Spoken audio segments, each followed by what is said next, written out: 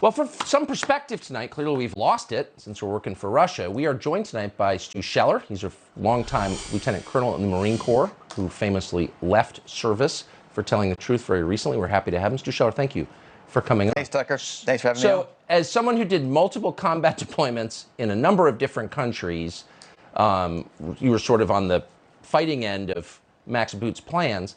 I wonder if it's surprising to you that almost nobody calling for involvement in this conflict has thought through the consequences of it.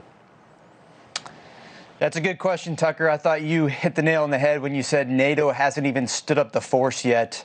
General Milley and Secretary of Defense Lloyd Austin didn't even address that when they talked about the 8,500 troops that they're mobilizing. They did say that they would be part of a NATO force that, again, hasn't been stood up. So quite honestly, I'm confused really what we're talking about at this point. Right. So NATO, I mean, I have never figured out what NATO's job exactly is, but in rough terms, it's to keep Russia under control, I guess. And if this is an example of Russia out of control, you'd think they'd be the first to the fight, but they're not. So what does that mean exactly?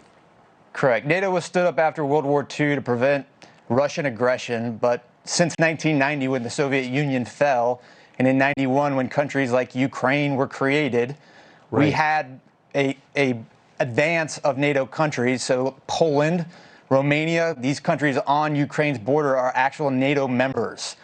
Ukraine is not a NATO member. They are a NATO partner. And it's getting confusing because when you hear the generals speak, they talk about NATO allies, but they don't differentiate between a member and a partner.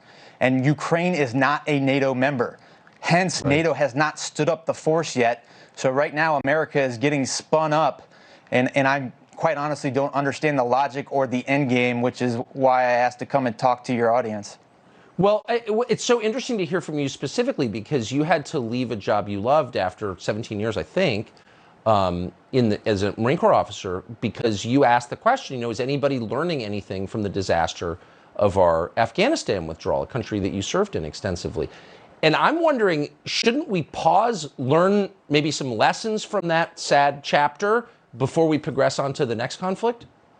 100%. The same people that advised the Afghanistan withdrawal are advising right now, and we absolutely need to take a hard look at what we're trying to accomplish.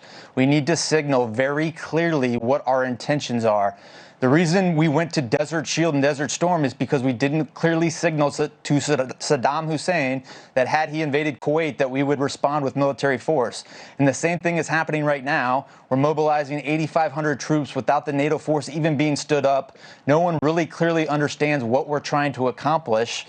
And I think that if Russia was to invade, because we can't even come to a clear understanding on what's happening, because I don't think the generals have a clear plan or are advising correctly, we could end up in a much worse position than we are now.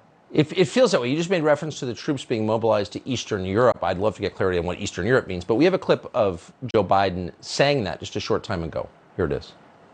Have you decided how soon you would be moving U.S. troops to Eastern Europe? I'll be moving U.S. troops to Eastern Europe and the NATO countries in the near term. Again, without getting into all the technical aspects of NATO and what it's authorized to do or not do, it seems like, what's the point of NATO if we have to move American troops unilaterally to, quote, Eastern Europe? Correct. I've read the Russians' national security strategy, and the greatest threat facing Russia, according to them, from their perspective, is NATO. Hence, whenever a border country tries to seek membership, they try to destabilize it. And so the very thing that NATO is there to prevent is actually exacerbating the problem. We need to take a hard look at what NATO is supposed to do. And the other thing is the amount of money that the United States throws at NATO has actually crippled our European partners that should be leading this fight. Our European partners that should be standing up the NATO force that are not. Currently, the United States is really the only one beating to the drum, to the point you already made, where the Ukrainian president is saying, calm down. We seem to be stirring this up ourselves without really fully understanding the bigger picture. Well, exactly. I mean, it's been 80 years. So I think we can trust Western Europe with guns now. And I'm just very sad that you left the officer corps, because obviously this country needs you in a position of authority, and I hope you find another. Stu Scheller, thank you.